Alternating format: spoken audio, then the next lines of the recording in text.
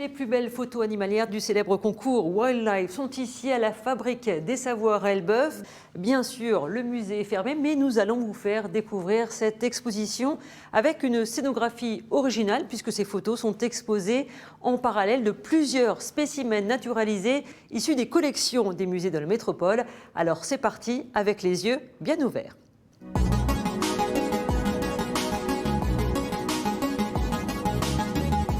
Ça permet de montrer non seulement l'aspect esthétique de la nature, mais aussi la biodiversité, ainsi que la nature qui n'est pas toujours aussi gentille que l'on peut penser en fait.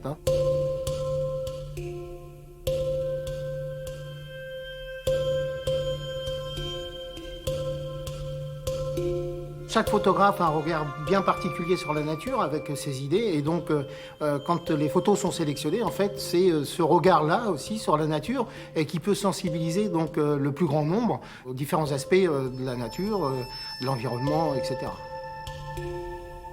Cette année, le parti a été pris en fait de pouvoir sortir une vingtaine de taxidermies de la Fabrique des Savoirs, mais aussi du Muséum d'histoire naturelle de Rouen, Beauvoisine.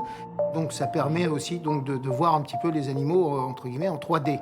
Ce qui permet aussi d'avoir un discours sur le rôle des taxidermies dans les musées, que ce soit un rôle esthétique, que ce soit un rôle de recherche et de conservation, ce qu'on appelle la conservation préventive, conservation de la biodiversité entre autres.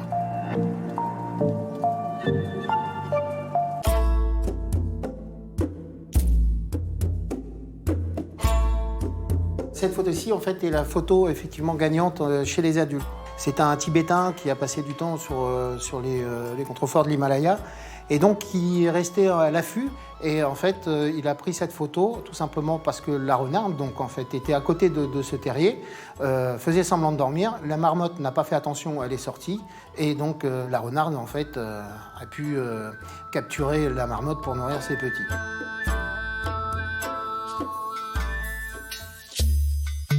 Je fais partie de cette association, Les Plastiqueurs, qui regroupe une dizaine d'artistes et de techniciens.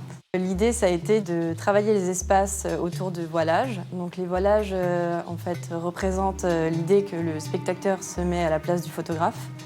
Donc le voilage représente la nature, l'idée que le photographe doit se faufiler pour essayer de capturer l'instant. Ensuite, on a tout un travail autour de l'optique, donc le point de vue vraiment que le photographe prend pour pouvoir capter le bon moment. Et on a également tout un travail autour du soclage des taxidermies qui permet de mettre à niveau les yeux des animaux au même niveau que les yeux des humains, donc pour avoir un rapport vraiment frontal avec les animaux.